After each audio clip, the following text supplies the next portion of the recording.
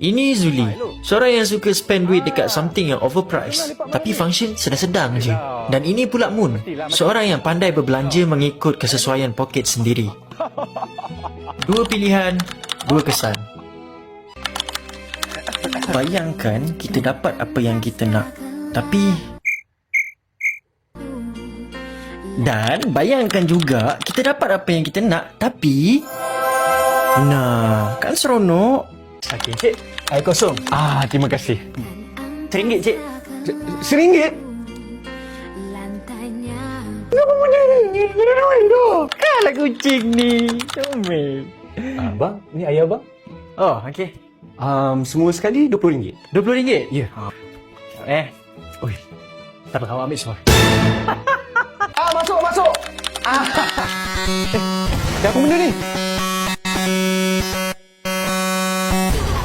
Aduh, lag pula. Apa ni?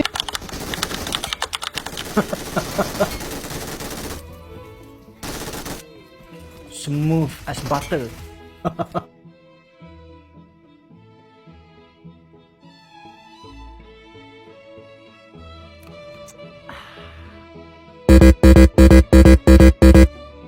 Produk yang berkualiti, harga yang berpatutan.